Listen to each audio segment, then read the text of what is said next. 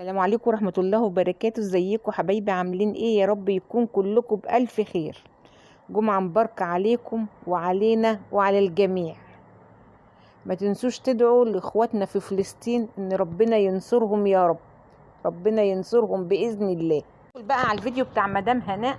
طبعا مدام هناء الصبح كل يوم بتخش تفطر مع متابعينها ويطمنوا عليها ويبقوا مبسوطين جدا في كل حاجة مدام هناء بتنزلها. متابعينها وحبايبها بيبقوا مبسوطين وهي بتعمل الروتين وهي بتفطر معاهم وهي بتعمل مثلا خارجة رايحة سوبر ماركت اي حاجة مدام هناء بتعملها كل متابعينها بيبقوا مبسوطين جدا جدا جدا. مدام هناء ماسكة رغيف الفينو بتطلع القلب اللي هو بيسموه ايه، اللبة بتاعته اللي جوه، فبتطلع اللبة دي عشان ايه؟ تحشي مطرحها. فتذكرت ايام زمان لما كانت صغيرة وكانت المرحومة مامتها موجودة رحمة الله عليها، كانت بردك بتقول لها شيلي اللبة من قلب السندوتش وعشان مامتها تحشيهولها. احنا بردك يا مدام هناء عندنا كلنا بنجيب الرغيف الفينو وبنشيل بقى الايه، اللبة بتاعته، وبيتحشي بقى ايا كان نوع الحشو اللي بيتحط فيه.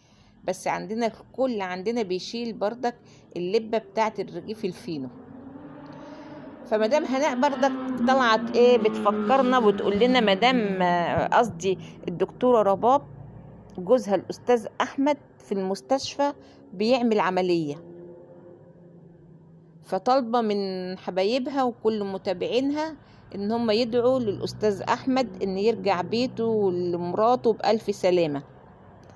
ربنا يشفيه ويعافيه يا رب يا مدام هناء، ربنا يشفيه ويعافيه يا رب يا دكتورة رباب، ويرجع بيته وما يتحرم من أولاده أبدا يا رب، يخليه ليكوا ويرجع لكم بألف سلامة يا رب. مدام هناء بردك ذكرت قناة أخوها عالم منا، بتقول قناة حلوة جدا جدا على فكرة. أنا مشتركة فيها بردك يا مدام هناء ودايما بخشها وبتفرج على الفيديوهات بتاعتهم. أسرة محترمة جدا والفيديوهات بتاعتهم جميلة جدا جدا وما شاء الله عليها. القناة حلوة.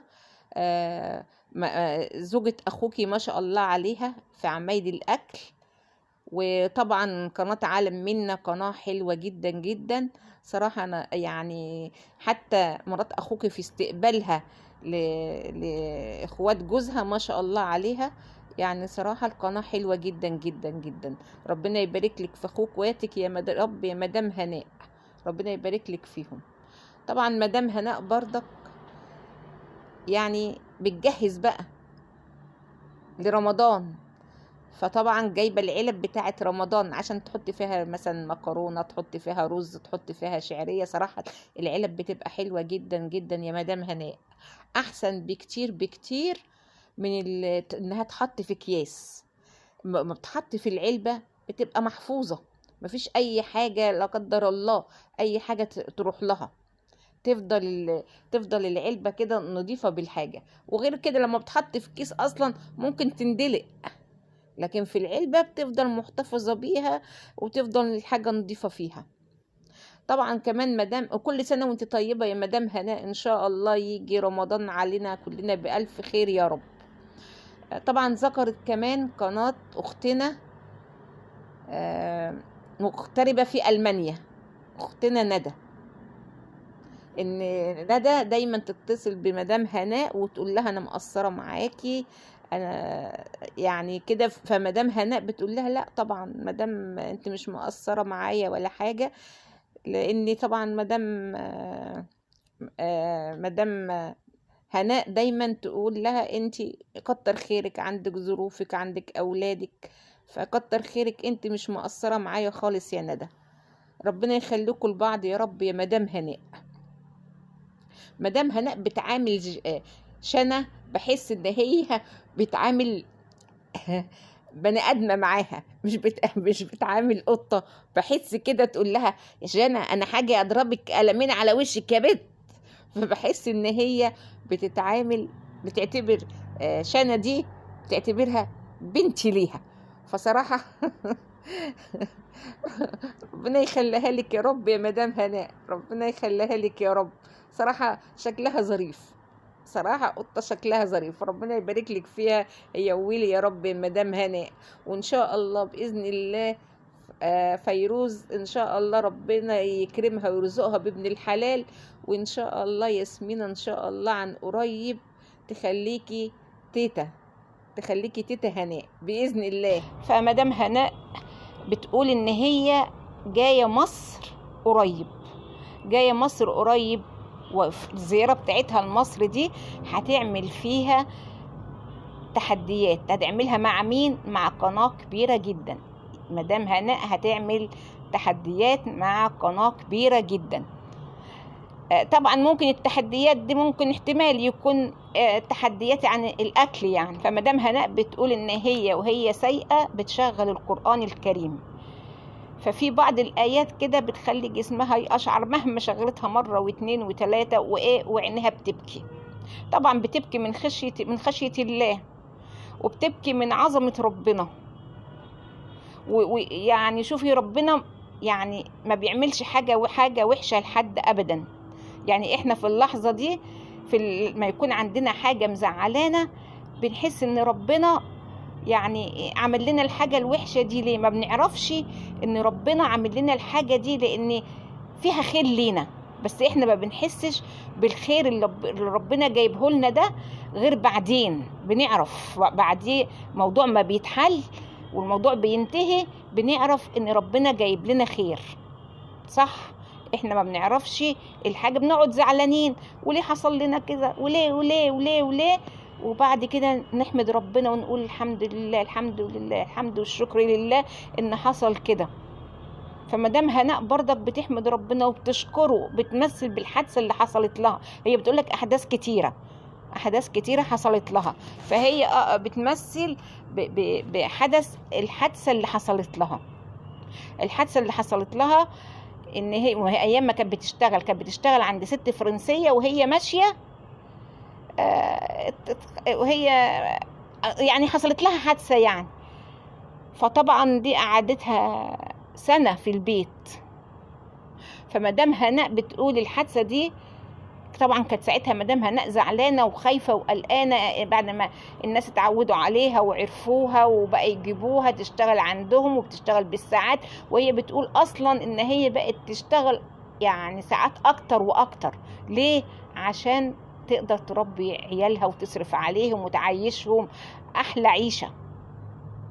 شوفوا الست عاملة ازاي، يعني بتتعب عشان تربي عيالها بالحلال. يعني الاماكن يعني فرنسا دي كان ممكن لا قدر الله يعني استغفر الله العظيم يا رب، لكن شوفوا مدام هناء بتعمل ايه، بتتعب وبتشتغل ساعات فوق طاقتها عشان تجيب قرش وتربي عيالها بالحلال وتعيش هي بالحلال. ربنا يكرمك يا رب يا مدام هناء، ربنا يكرمك يا رب. فسبحان الله يعني هي كانت بتقول الحادثة دي خلتها ترجع لعيالها وتقرب من عيالها وتقعد في البيت سنة، والتأمين الصحي يصرف عليها ويجي لها تعويض عن الحادثة وتاخد الجنسية. سبحانك يا رب. يعني هي ما كانت بتعمل الانترفيو، فطبعا وبتقدم السي في بتاعها وبتكتب ان هي حصلت لها حادثة وهي راحة تخدم ست فرنسية قاعدة. فهم بيقدروا او الفرنسا بيقدروا الشغلانات دي، بيقدروا شغلة مش عايزة اقول الخادمة اللي بتساعد ان ست حصلت لها حادثة وهي راحة تساعد ست فرنسوية. فدي بالنسبة لهم حاجة كبيرة جدا يعني. فطبعا مدام هناء عملت امتحانات وعملت حاجات كتيرة وادوها الجنسية. فمدام هناء حست ان ربنا عمل لها الحادثة دي عشان يقول لها ستوب، انت جاية على نفسك وجاية على عيالك، لا وجاية على صحتك، ستوب. عمل لها الحادثة عشان ستوب. ومن ناحية تانية ربنا عوضها، يعني من ناحية تانية ربنا عوضها ان جالها التأمين وجالها يعني وخدت الجنسية وقربت من أولادها وقعدت مع أولادها سنة بحالها. بس الحمد لله الحادثة ما عملتش إعاقة كبيرة لمدام هناء. الحمد لله احنا بنشوفها تمشي وكويسة الحمد لله. فيا مدام هناء ربنا يبارك لك يا رب، ربنا يبارك لك يا رب، ويبارك لك في رزقك، ويبارك لك في قناتك يا رب، ويبعد عننا يا رب الناس السوء، الناس الاشرار اللي يعني كده عايزين جنازه ويشبعوا فيها لطم، الناس اللي يعني ما صدق يعني يعني استغفر الله العظيم على التعليقات اللي بتجينا، يعني استغفر الله العظيم على التعليقات اللي بتجينا يا مدام هناء، حاجه صعب. ربنا يسترها معانا ومعاك يا مدام هناء. وانا طولت الفيديو يا بنات. يلا بقى عشان ما اطولش عليكم الفيديو، اللي ما اشتركش في القناه يشترك ويفعل الجرس عشان يوصل له كل جديد من عندنا. مع الف سلامه.